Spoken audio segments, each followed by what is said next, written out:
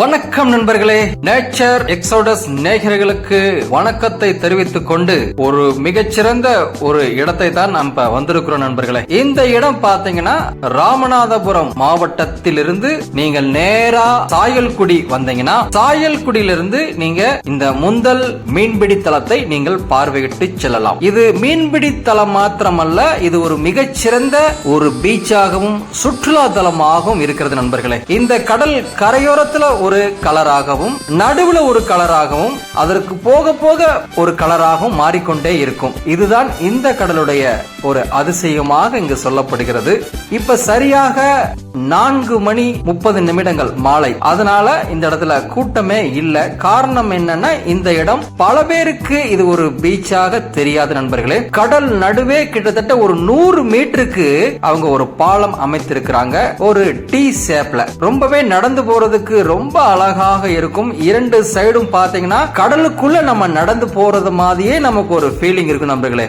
நடந்து போகும்போது பாத்தீங்கன்னா 2 சைடும் பாத்தீங்கன்னா அதனுடைய கடலுடைய காற்று நல்லா குளிர்ந்த நிலையில நம்ம அப்படியே ஒரு ஏசிக்குள்ள போறது மாதிரி ஒரு நமக்கு ஒரு ஃபீலிங் உண்டாகும் இந்த இடத்துல. இப்ப நம்ம நேரம் நம்ம என்ன பண்ணிட்டோம், அந்த எண்டுக்கு வந்துட்டோம். இது அந்த டி ஷேப் இருக்கக்கூடிய அந்த அமைப்பு. இதுல ஃபுல்லா பாத்தீங்கன்னா அதிகாலையில கிட்டத்தட்ட ஒரு 3 மணிக்கெல்லாம் இவங்க என்ன செஞ்சிருவாங்களாம், மீன் பிடிக்க போயிட்டு ஒரு 11 மணிக்கெல்லாம் அந்த இடத்துக்கு ரீச் ஆயிருவாங்களாம். வந்ததுக்கு அப்புறம் இந்த இடத்துல போட்டை அவங்க கெட்டி போட்டுட்டு அந்த கரையோர இருக்கக்கூடிய அந்த மீன்பிடி தளத்துல ஏல விட்டு பல மீன்களை வந்து இங்க கொடுக்கறாங்க. இந்த கடல் நீரை பாருங்க. இப்ப நடுப்பகுதியில் இருக்கக்கூடியது ரொம்பவே ஒரு கரு நீளமாக காணப்படும் நண்பர்களே. அதற்கு முன்னாடி போக போக பாத்தீங்கன்னா ஒரு கிரீனிஷா இருக்கும், அதாவது ஒரு பாசம் கலந்த ஒரு பச்சை நிறமா தெரியும். அதுக்கப்புறம் கரை கிட்ட வந்தவனே நல்ல வெள்ளை ஆயிரும் தண்ணி. அதான் இங்க மிக சிறப்புன்னு சொல்றாங்க. மீன்கள்லாம் பாத்தீங்கன்னா இந்த இடத்திலேயே வந்து துள்ளி குதிக்கக்கூடிய அளவுக்கு இந்த இடத்துல மீன்கள் நிறைய பார்க்க முடியும். அதாவது அந்த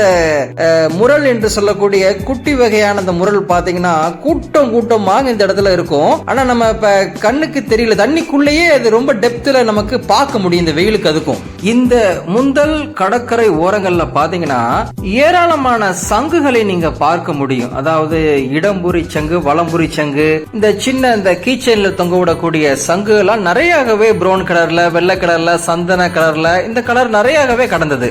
ஸ்டார் பிஷ், அப்புறம் பாத்தீங்கன்னா அந்த சின்ன உடைஞ்சு போன கடல் குதிரை, அந்த இதெல்லாம் நிறையவே இங்க காண முடிகிறது நண்பர்களே. நாங்கள் இந்த மீன்பிடி ஒரு நண்பர்கிட்ட கேட்டோம். அப்ப என்ன சொன்னாங்கன்னா, எங்களுக்கு வலையில நிறையவே இது மாட்டோம், இதெல்லாம் வேஸ்ட் எங்களுக்கு அப்படின்னு சொல்றாங்க. அந்த வேஸ்டே பாத்தீங்கன்னா ரொம்ப அழகா இருக்குது. அப்ப ஒரிஜினல்லாம் எப்படின்னா, ஒரிஜினல் வருங்க, வந்த உடனே அதுக்குன்னு சில கஸ்டமர் வந்து என்ன செய்வாங்க, வாங்கிட்டு போயிருவாங்க அப்படின்னு சொல்றாங்க. ஆனா கீழே கிடக்கிறதே பாத்தீங்கன்னா உடையாம ரொம்ப அழகு வாய்ந்த சங்குகள்லாம் நிறைய கடந்தது. நாங்களுமே அதை எடுத்தோம். கடல் குதிரை என்று சொல்லக்கூடிய அந்த குதிரை எல்லாம் பாத்தீங்கன்னா அந்த மீன்பிடி வலையில நிறையவே சிக்குமா. நீங்க வந்து அதை சொல்லி வச்சு வாங்கினீங்கன்னா அழகாவே உங்களுக்கு காலையில உங்களுக்கு தருவாங்க. ஒரு 11 மணிக்குள்ள நீங்க இங்க வந்து இது எல்லாத்தையுமே நீங்க வாங்கி விட்டு செல்லலாம். இந்த இடத்துல ஒரு பியூட்டி என்னன்னா, இந்த முந்தல் கடற்கரை ஓரமா பாத்தீங்கன்னா கிட்டத்தட்ட ஒரு 20க்கும் மேற்பட்ட குட்டி ஐலாண்ட் இங்க தென்படும் நண்பர்களே. அதாவது ஒரு குட்டி தீவுகள் நிறையவே காணப்படும். ஆனா ஒரு வருத்தம் அளிக்கக்கூடிய விஷயம் என்னன்னா, அது எதுவுமே போய் பார்க்க முடியாது நண்பர்களே. காரணம் என்னன்னா, கடலோட காவல் என்ன செய்யறாங்கன்னா அதுக்கு தடை போயிச்சிருக்காங்க, யாரும் உள்ள போக கூடாது அப்படிங்கிறது. ஆனா என்னன்னா, இது ஒரு மிகச்சிறந்த சுற்றுலாவாக உருவெடுக்கணும்னா தமிழக அரசு இதை கொஞ்சம் கவனத்தில் எடுத்தாங்கன்னா இந்த 21 ஐலாண்டும் பாத்தீங்கன்னா மிகச்சிறந்த ஒரு சுற்றுலா தலமாக அமையும். எப்படி